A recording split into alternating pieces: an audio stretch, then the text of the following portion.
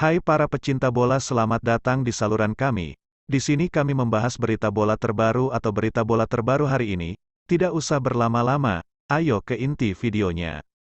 Seperti kita ketahui belakangan ini semakin banyak pemain yang berasal dari Belanda yang memilih untuk dinaturalisasi menjadi bagian dari timnas Indonesia. Hal ini akhirnya menimbulkan sebuah pertanyaan, kenapa para pemain lebih memilih timnas Indonesia? Namun, baru-baru ini pelatih Belanda Robert Maaskant membongkar alasan kenapa hal itu bisa terjadi. Di mana kita tahu timnas Indonesia saat ini dipenuhi oleh pemain-pemain naturalisasi. Terbaru timnas Indonesia sukses mendatangkan Ula Romeni, Mies Huygers dan lain-lainnya, di mana proyek ini memang terbukti sukses dengan membawa timnas Indonesia sampai kualifikasi Piala Dunia 2026 putaran ketiga. Pernyataan terus muncul alasan pemain ini bergabung dengan timnas Indonesia.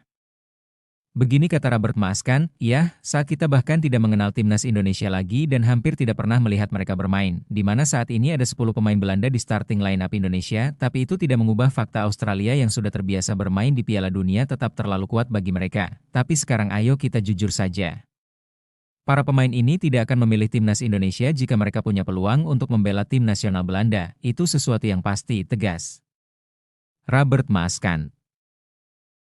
Bek timnas Indonesia Kelvin Verdonk curhat ke media Belanda Voetbal Primeur, usai membela timnas Indonesia pada dua pertandingan penting kualifikasi Piala Dunia 2026 putaran ketiga zona Asia pada Maret 2025. Di mana pada laga pertama timnas Indonesia harus dipermalukan oleh Australia setelah dibantai 1-5 saat bertamu ke markas Australia dan saat timnas Indonesia menjamu Bahrain di Stadion Utama Gelora Bung Karno, mereka berhasil menang tipis 1-0 dan Verdonk yang tampil 90 menit pada laga menghadapi Australia dan melakukan perlawanan yang brilian saat timnas Indonesia menghadapi Bahrain. Kelvin Verdonk benar-benar merasa sesuatu yang bagus, meski sempat kalah telak dari Australia, begini katanya.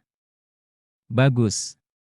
Sangat jelas, namun, pada laga pertama kami tidak tampil bagus, tapi saya tidak berpikir bahwa kami bermain terlalu buruk saat memainkan pertandingan pertama lawan Australia, ucap Kelvin Verdonk. Saya rasa 2 sepak pojok atau 3 sepak pojok dan 1 penalti jadi momen untuk mereka, tapi kami juga gagal mengeksekusi penalti dan kami berakhir kalah 1-5. Jelas itu tidak bagus, namun hal bagus yaitu kami sangat kuat saat tampil di kandang. Kami mendapatkan banyak energi dari supporter dan saya rasa kami masih bisa terus bermimpi, jelas Kelvin Verdonk.